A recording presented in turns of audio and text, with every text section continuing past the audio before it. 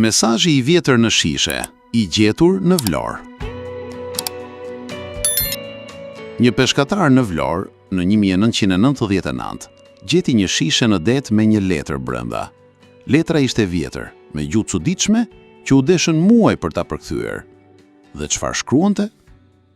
Ndëse lexon këtë, dije se unë ika nga një vend që nuk ekziston më. As një firmë, as një datë, vetëm një vizatim I një ishulli të panjohur.